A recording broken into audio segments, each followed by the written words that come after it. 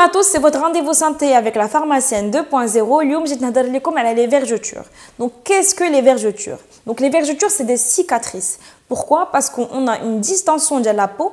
La peau كتقطع كتشرق وكتخلي un espace, un craquellement au niveau de la peau qui خلي des marques qui sont au début rouge violette qui sont dues à une inflammation on met qui bientôt avec le temps.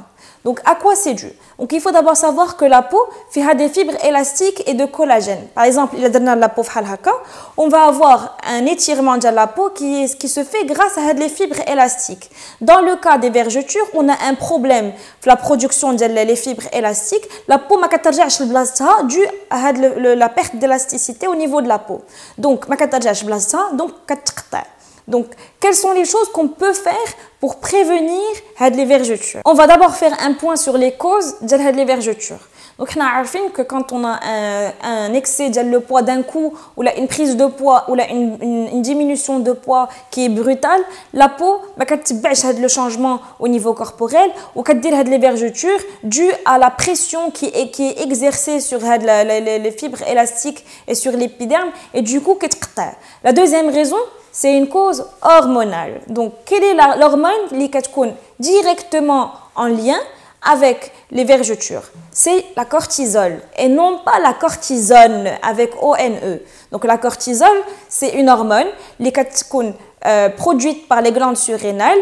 C'est par exemple une hormone qui est par exemple produite en cas de stress ou la produite normalement et régulée par le corps à partir des glandes surrénales. Donc, dans le cas, par exemple, de l'adolescence ou de la grossesse, on remarque qu'on a la hausse, l'augmentation de la cortisol. La cortisol, elle a un impact direct sur la production des fibres élastiques juste avant, la séquence juste avant.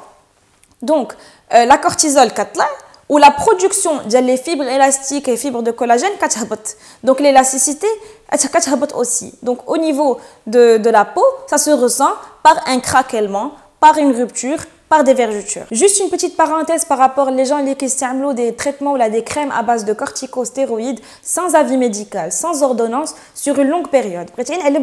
Parce que j'ai vu beaucoup de gens ou de jeunes filles qui utilisent ce genre de crème pour blanchir la peau sur du long terme. Que ce genre de traitement, ils affinent la peau, elle devient beaucoup plus sensible, beaucoup plus fragile, elle fait beaucoup moins bien la cicatrisation et du coup, on va avoir beaucoup plus de vergetures. Il faut savoir que 50 à 70% des femmes enceintes vont développer des vergetures à partir du 3e mois de grossesse. Donc, il y a plusieurs facteurs qui vont jouer sur les vergetures. La première cause, elle va prendre du poids. Donc, elle va augmenter son poids. Elle va avoir la peau qui va s'étirer à cause de la formation du fœtus. Mais aussi, la femme enceinte, parmi les chamboulements hormonaux pendant la grossesse, on a une augmentation importante du taux de cortisol. Et donc, on a vu comme quoi le cortisol, il joue sur la production de fibres élastiques. Et donc, ça favorise les vergetures. Donc, on a un cocktail explosif qui favorise la formation des vergetures. Donc, qu'est-ce qu'on peut faire pour prévenir? Parce que l'action la plus importante de les vergetures, c'est la prévention. Parce qu'une fois que c'est trop tard, c'est difficile de guérir les vergetures. Donc, qu'est-ce qu'on peut faire pour prévenir? Il faut vraiment avoir une routine très spécifique et très rigoureuse dans le sens où il faut appliquer une crème ou une huile matin et soir. Donc, qu'est-ce que les crèmes ou les huiles vont avoir comme action qui va permettre d'éviter les vergetures? Donc, première des choses, ils vont avoir une action qui va stimuler la production de fibres élastiques de façon locale. Donc, on va appliquer le traitement ou la crème. On va avoir, il faut l'appliquer avec un massage, avec des gestes circulaires pendant assez de temps pour faire pénétrer les actifs et activer la fabrication des fibres élastiques et de collagène. Parce qu'il n'y en a pas. Du coup, il faut aider le corps tous les jours et ne pas s'oublier pour ne pas avoir des vergetures. Après, on va avoir du mal à les enlever. Deuxième action très importante pour les soins anti-vergetures, c'est une action anti-inflammatoire. Donc, quand on va commencer à avoir un petit craquellement au niveau de la peau, ce qui donne de la couleur rouge-violette, c'est l'inflammation. Donc, l'action anti-inflammatoire va venir combattre de la couleur rouge qui va apparaître rapidement au niveau des zones de vergeture. Donc, j'anticipe un peu, je sais que Nesre Soulouni d'office, c'est ce que j'utilise utilisent plutôt une crème ou là une huile, moi je conseille plutôt l'utilisation d'une huile parce qu'elle va être très pauvre en eau et très riche en corps gras. Et donc le fait qu'elle soit riche en corps gras, ça lui permet de faire une pénétration au niveau de la peau de façon beaucoup plus optimale.